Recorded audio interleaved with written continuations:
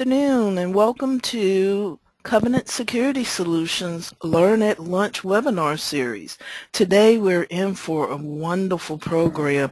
We're very honored to have the Colloquium for Information System Security Education Educator of the Year, Dr. Diane Burley from the GW University. She's actually going to be talking today in relationship to her new book that's coming out in December. The book is entitled Enterprise Software Security, a Confluence of Disciplines, and actually her presentation today sort of connects to that book. The title of her webinar today is Professionalism and the Cybersecurity Workforce. Welcome, Dr. Burley. Thank you very much. It's a pleasure to be here with you today. Can you see my screen? Yes, we can. Thank you so much, ma'am. Wonderful.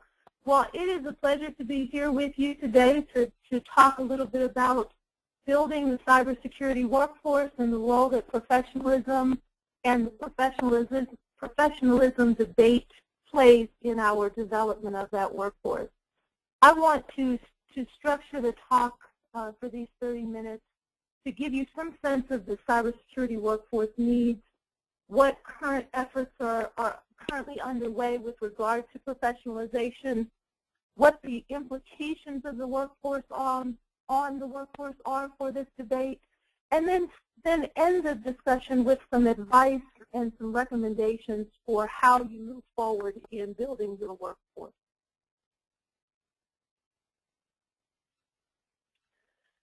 I know that the people on the audience are probably very well versed in the needs of the cybersecurity workforce as they try to build their own workforces, but I wanted to give you some statistics just to give you a sense of what we're facing currently around the world. The Semantic Report, which was published a little earlier this year, estimates that 300,000 to 1 million positions in cybersecurity are currently vacant worldwide. These are positions that have been posted and people are looking for, but they're unable to fill. As we look toward the future, the U.S. Department of Labor has estimated that by the year 2020, which is in just a few years from now, there will be a 22% growth in the number of IT security jobs. Now, as we look at the numbers of vacancies that currently exist, and then we look toward the future and see that we're having a phenomenal growth in the number of positions that will be needed, we can already see that not only do we have a problem now, but we will continue to have a problem, and that problem will continue to grow. Educators are spending a great deal of time, government agencies are spending a great deal of time working to develop the cybersecurity workforce, both in terms of providing the requisite skill set, requisite knowledge, but also to make sure that our best and brightest students are aware of the workforce needs and aware of the opportunities that exist for them within the workforce. Unfortunately, as you can see by this 2014 Raytheon survey, 68% of millennials, the millennials, those are the 20-somethings, 68% of the millennials who were surveyed in their survey did not know what it takes to be a cybersecurity professional. And this is despite all of the work that's being done to raise awareness of cybersecurity careers and career fields. This is despite all the work that's being done to structure educational programs. We still have a significant number of potential people in the workforce who don't know what it will take to get there. Now, part of the challenge or part of the problem is that we're not being as effective as we could be. But another part of the challenge is that the workforce needs span sectors, public sector, private sector, within the private sector, healthcare, law enforcement, financial services. And within each of those sectors, there are a variety of different roles that a cybersecurity professional might play. And there are many different contexts in which he or she might work.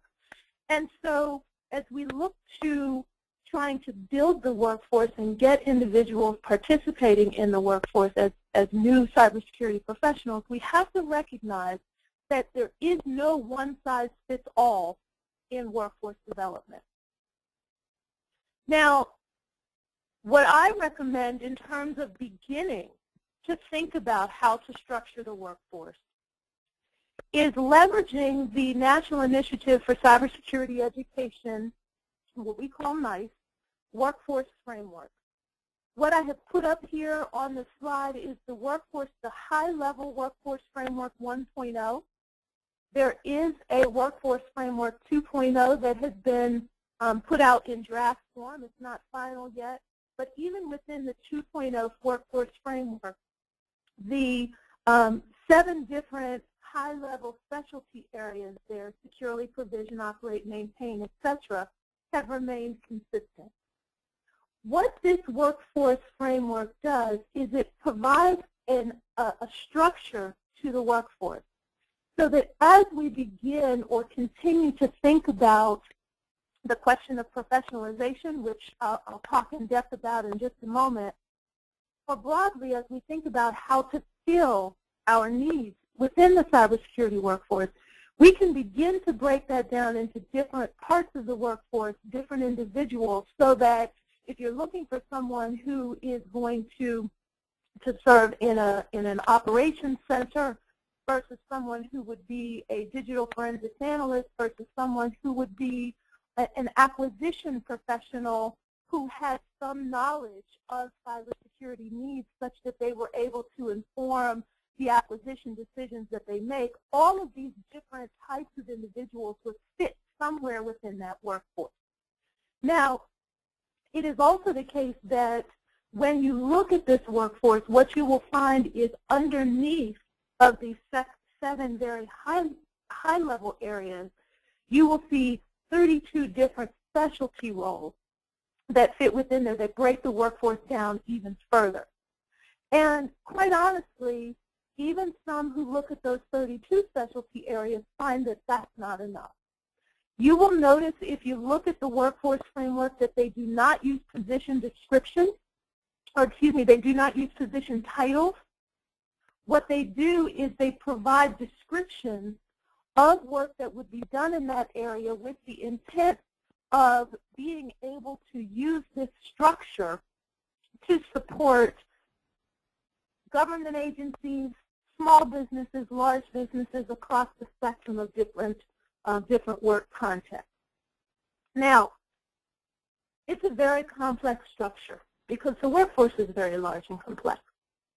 And that leads me to a discussion of professionalization, because as we think about this question, and at the outset, let me say that professionalization is simply a process by which we think about, do we need additional requirements to address some deficiency in the workforce, whether the deficiency is related to skill gaps. It could be that we need additional requirements to adhere to legislation or regulation. It could be that we need additional requirements because the individual members of the field or of the occupation want to have something that officially distinguishes themselves from others who practice. So you can think about 100 years ago in the medical profession where you had some physicians who hung a shingle out and said that they were medical professionals, and they didn't necessarily go through the same training. They didn't necessarily have the same skill set or have the same ethical standards of conduct. And so physicians got together and said, we want to be able to distinguish ourselves from those who simply practice medicine but who have not gone through whatever requirements that we believe are necessary. The same thing applies here. So the question is, that is deliberated in this professionalization debate, the question is, do we need enhanced requirements? Whether those requirements are certifications, do we need to have professionally licensed cybersecurity professionals who would be licensed by some national body or by some state body, similar to the way that lawyers have licenses by state bar associations? Do we need to enhance their skill sets of cybersecurity professionals based on hands-on, skill-based competency examinations? Do we need other requirements, degree requirements or certificate requirements or continuing professional development requirements? All of these questions are at the foundation of the professionalization debate. But before we can answer those questions, and you'll remember that just in the slide before this, I talked about how complex the workforce is. So the first thing that we have to do, even before that first critical question that I have listed on the screen, is make sure that we recognize that because the field is so complex, just looking at that nice workforce, we have 7 very high-level areas that include many, many occupational categories. But because the field is so complex, you can understand that the requirements that might be relevant for someone who would be a digital forensics analyst, let's say, what we need that individual to have is different than what we need an acquisition professional who will handle cybersecurity procurement. They're just different positions, they're different jobs, and so they would have necessarily different requirements. So the first thing that we have to do is to recognize that we professionalize occupation by occupation, not as a field in totality. Once we look at the individual occupations, the very first thing that we must do is identify the workforce deficiency. What is it that we are trying to remedy?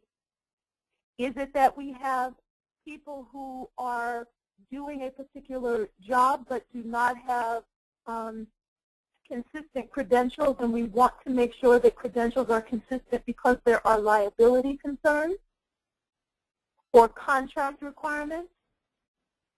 Is the deficiency related to a deficiency in knowledge? Is the workforce issue one of, well, people have book knowledge, but they don't have hands-on skill sets? People come in and they can interview well and they can tell me how to construct a firewall. But when I actually have them put their hands on the keyboard, they don't seem to know what to do.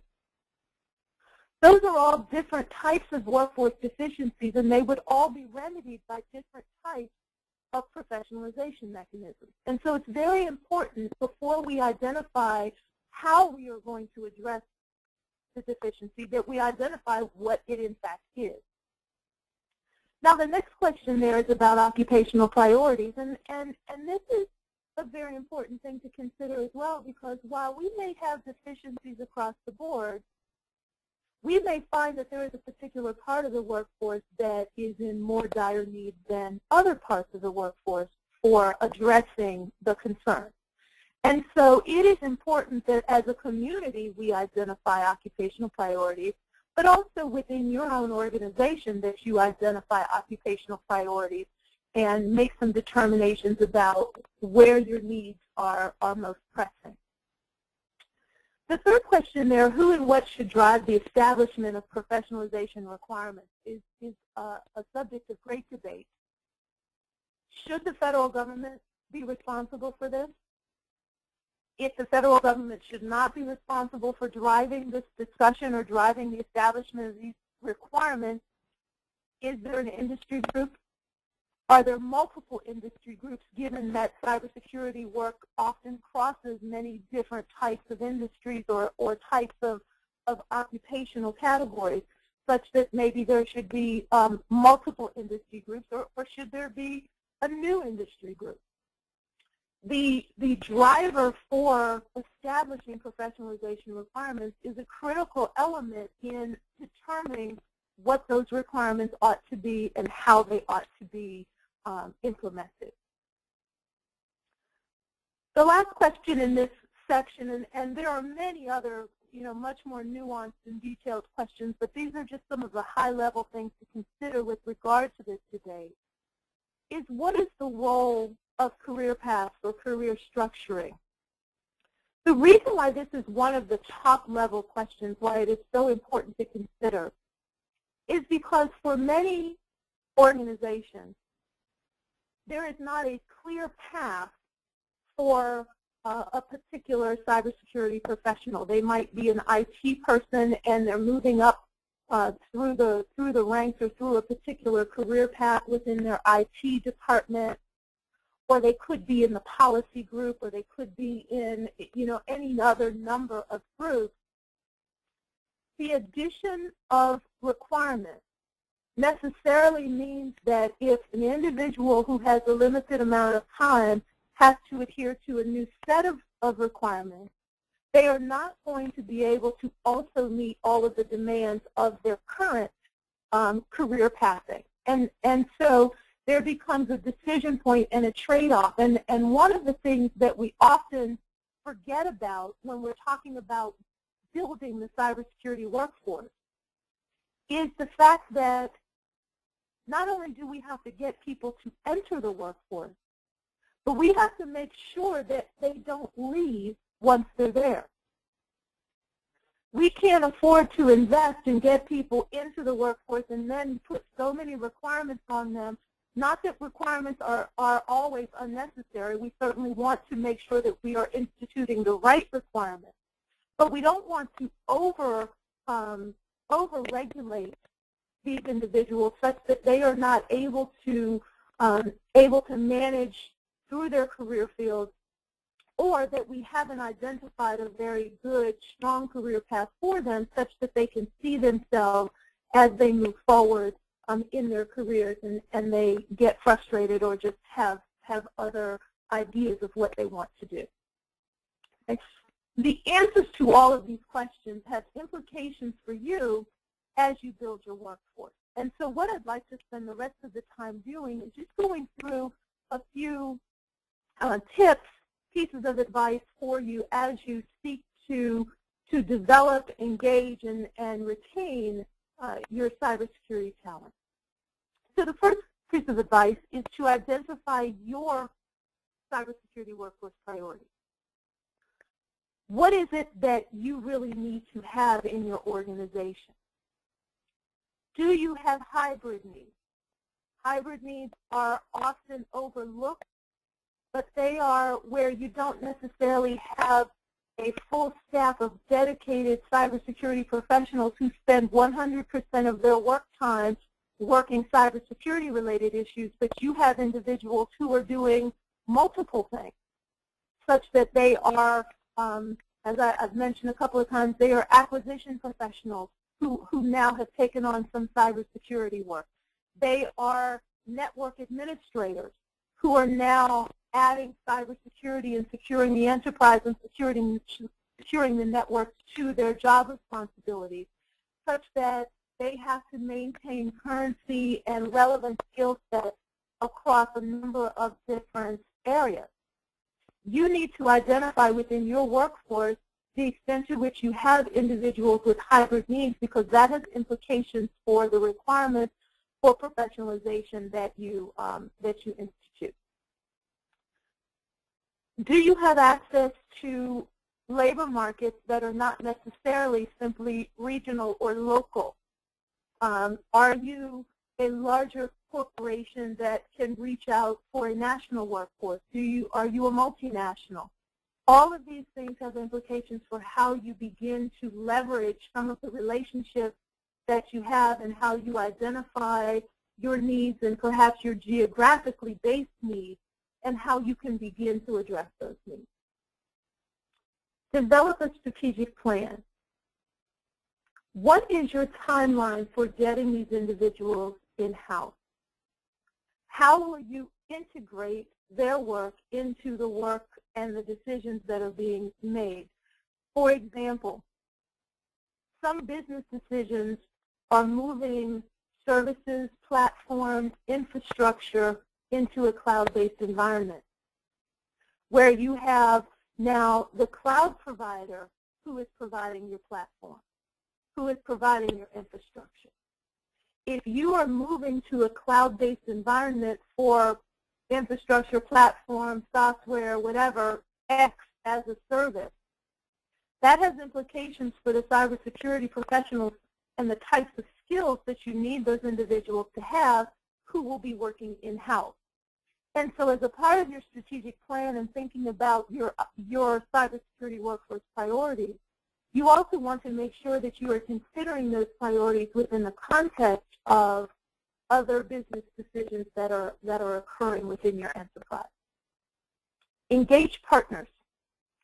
Professional development partners like Covenant can certainly provide you with not just advice and strategic support, but they also can supply some of your professional development needs, such that if you're thinking about whether you're thinking about bringing people in-house from outside of the organization, so new hires, or you're thinking about existing employees who need to have professional development or retraining, you need to engage with your partners to see what opportunities exist.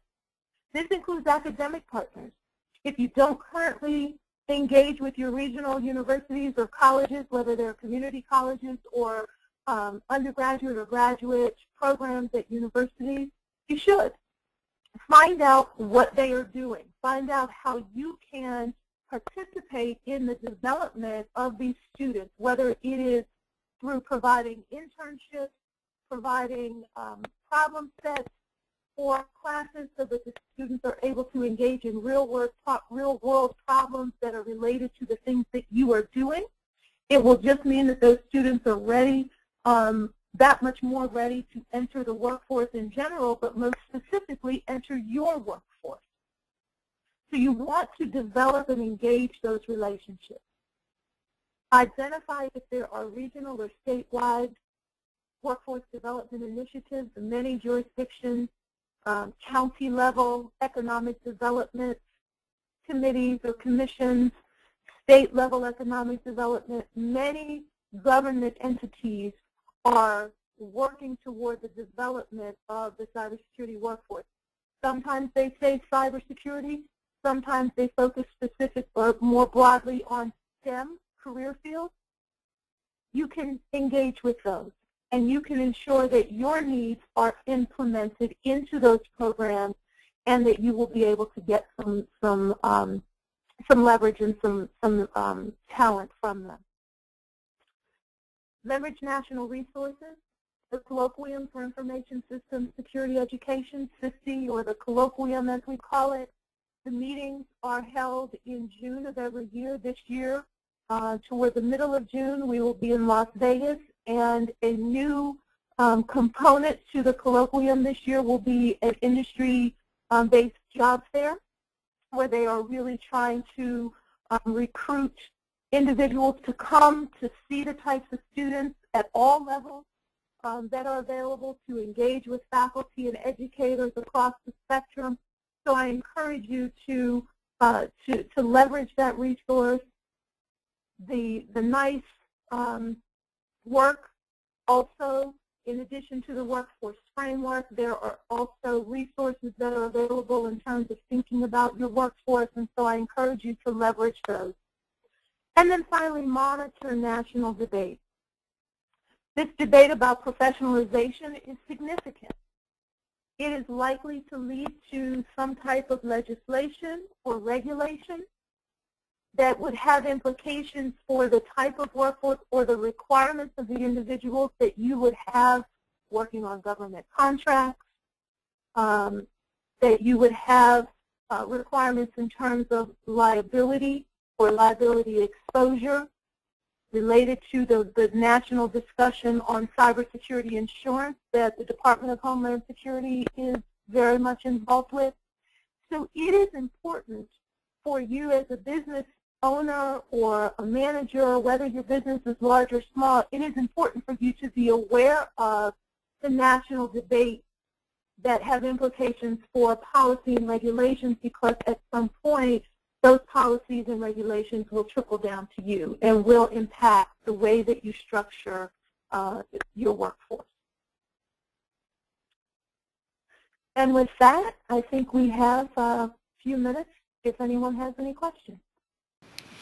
Well, I know for a fact I really appreciate all of the information, especially when it comes to identifying talent that you need. It's nice to know that I can now consider myself a hybrid because I have many certifications. I have a huge background in information assurance and cybersecurity. So with that being said, you've actually led me to ask myself how I should look at um, improving my skill set and developing myself and creating priorities in regards to that development. What do you recommend in regards to an employee who has several years of hands-on experience? I have quite a bit of educational background, and now that I'm actually in the educational and training field myself, do you recommend that I focus more on obtaining more certifications? I have probably about 9 to 11 certs right now, and or should I focus more on the gaining more education, because I am in the midst of a master's program and I hope to pursue my doctorate. So what are your recommendations for a person like myself? Well, what I would say is, and no one ever likes the first answer I give, because I always say, well, it depends on what your specific career goals are. But what I will say is that when you get certifications that say that you have a particular hands-on skill set or a particular experience with software or that kind of thing, it is about that skill set. And it says, hey, I can do this. That's very different than a degree that would help you to be a manager, someone who can oversee contracts and relationships, someone who is gaining insight about strategic thinking, developing a larger plan for how to move the workforce forward. So it really depends, and it's not that one is better or worse than the other, but it depends on where you want to go in the next 5 years. What are you preparing yourself to do? And so that's what I encourage people to do, is to really sit down and say, okay, what do I need right now, or what do I have? And if I were to look out a couple of years into my career, do I want to still be doing this, which in some cases is absolutely yes, I do. So then you want to make sure that you have the skill set to continue doing that, recognizing that technology evolves. Or do I want to step into a different aspect of this career space? And that leads you down a different path. Well, I know one of the first things that I'm going to do is, as soon as your book comes out in September, buy a copy of it, and I'm going to get in touch with you and make sure that you provide me an autograph for that, because the one important thing that I really am privileged to have is a great set of mentors, and it's wonderful to consider you as one of my mentors. So I really think that having mentors in the field who are out there and in the know, I think that's very important, and I really appreciate you being one of my mentors. Again, just in time for those Christmas gifts, go out and look for Enterprise Software Security, a confluence of disciplines. Dr. Diana Burley, I really appreciate you being a guest for our Covenant webinar series. And again, I look forward to your book coming out. I look forward to working further with you and your initiatives, and I really look forward to keeping your support in helping Covenant Security Solutions with our initiatives, and I really look forward to building our personal relationship. So again, thank you again. Thank you. It was my pleasure. And if anyone has any questions, they can feel free to get in touch with me. Thank you so much. This concludes today's webinar series, Professionalism and the Cybersecurity Workforce. Again, thank you, Dr. Burley. You all have a good day out there.